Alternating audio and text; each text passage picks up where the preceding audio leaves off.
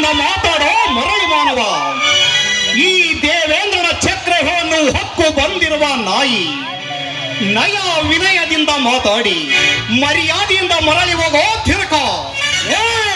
ನಿನ್ನಂತ ಬಡಾಯಿಗಳಿಗೆ ಮರಳು ಕೊಟ್ಟು ಮಾತನಾಡೋ ದೇವೇಂದ್ರ, ನೀನು ಮಾಡಿರುವುದರ ಬರಕ್ಕೆ ಅಂತಿಮ ಅಧ್ಯಾಯ ಬಂದ ಸೇಡಿನ ಸರ್ಪ.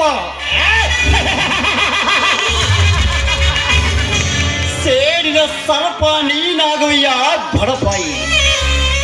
ನಿನಗಾಗಿ ದೇವೇಂದ್ರನ ದಪ್ಪರಕ್ಕೆ ಅಂತಿಮ ಅಧ್ಯಾಯ ಬಂದಿರುವಲೇ ಮಗನೇ.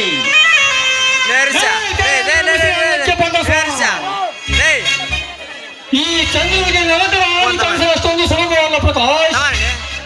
ಇನ್ನು ಮುಂದೆ ಈ ಹಾಕಿ ಮಾಡುವಂತ ಅನ್ಯಾಯವನ್ನು ಬೀರಿದೆಳೆದು ಪಾದರಕ್ಷೆ ಸನ್ಮಾನ ಮಾಡುತ್ತದೆ ಹತ್ತರ.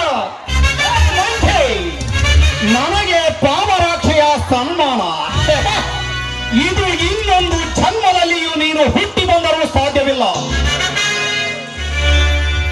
ಏಕೆ ಹುಚ್ಚುತನದಲ್ಲಿ ಹುಟ್ಟಿ ಮಾತನಾಡುವಿ?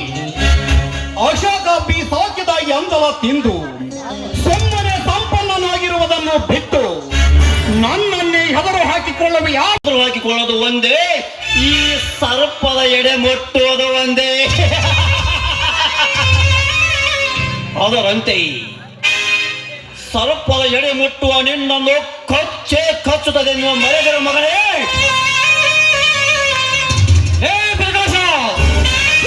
ಕಚ್ಚೆ ಸರ್ಪ ನೀವಾದರೆ ನಾನು ಈ ಮುಂಗಸಿನ ಮುಂಗೋಪದಲ್ಲಿ ನಿಮ್ಮಿಬ್ಬರ ಮೃತ್ಯು ಮರಣ.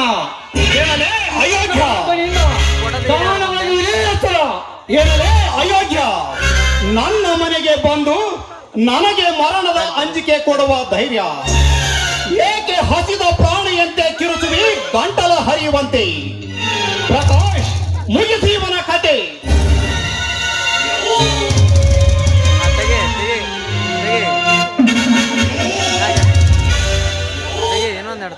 ಮಿಡಿನಾಗರಿಗೆ ಏನು ಗೊತ್ತು ಈ ಪ್ರಕಾಶನ ಕುತಂತ್ರ.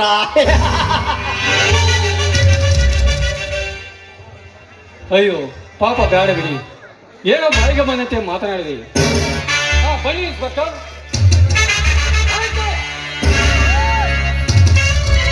ಮಿಡಿನಾಗರಿಗೆ ಗೊತ್ತು ನಾನು ಮುಂಗುಸೆಯ ಮೇಲೆ ನಿಲ್ಲುತ್ತಿರನೆಂದು. ಆ ಬಿಚ್ಚಿದವರಿಗೆ ಕಚ್ಚಿದಾಗಲೇ ಆ ನಾಗರಿಗೆ ಅರಿವು. ಅವರಂತೆ ನಿಮ್ಮನ್ನು ಸಜೀವನಾಶ ಮಾಡಬಹುದು.